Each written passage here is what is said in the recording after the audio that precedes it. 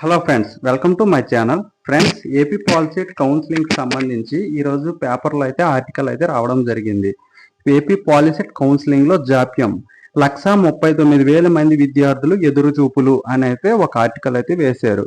అది ఏంటంటే, పాలిటెక్నికల్ కళాశాలలో ప్రవేశాల కోసం నిర్వహించే కౌన్సిలింగ్ లో జాప్యం జరుగుతోంది. కౌన్సిలింగ్ ఎప్పటి నుంచి జరుగుతుందనే దానిపై సాంకేతిక విద్యాశాఖకే స్పష్టత లేదు. జూన్ 1 నుంచి జూనియర్ కళాశాలలో పునఃప్రారంభం అవడంతో విద్యార్థులు ఇంటర్మీడియట్లో చేరిపోతున్నారు. సాంకేతిక విద్య శిక్షణా మండలి అనుమతులు ఇవ్వడంలో కూడా జాప్యం చేస్తోంది. రాష్ట్ర వ్యాప్తంగా 70 ప్రైవేట్ కళాశాలలకు సంబంధించిన అనుమతులపై బోర్డు నిర్ణయం తీసుకోవాల్సి ఉంది.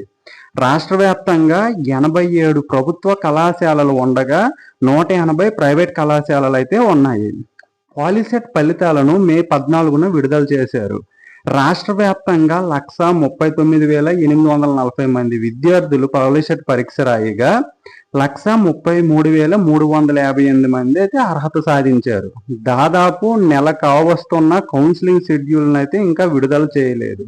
దీంతో పాలిటెక్నిక్ కళాశాలలో చేరాలనుకుంటున్న విద్యార్థుల సంఖ్య అయితే తగ్గిపోతుంది.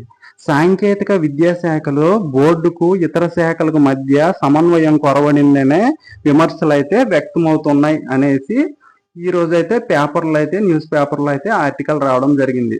దీన్ని బట్టి మనం గమనిస్తే ప్రభుత్వం వారు పాలిసెట్ విద్యా సంస్థలపై కూడా ప్రెజర్ చేస్తున్నారు. దీంతో ఇక మనకి త్వరలో అయితే కౌన్సిలింగ్ అప్డేట్ డేట్స్ అయితే రావస్తున్నాయి. ఎందుకంటే ఫ్రెండ్స్, లేట్ అయ్యిందంటే ఈ మధ్యన పాలిటెక్నికల్ కళాశాలల్లో అధ్యాపకులు అంటే టీచింగ్, నాన్ టీచింగ్, అలాగే అడ్మినిస్ట్రేటివ్ స్టాఫ్ అందరూ కూడా ఈ మధ్యన అయితే వాళ్ళందరికి కూడా ట్రాన్స్ఫర్స్ అవ్వడం జరిగింది.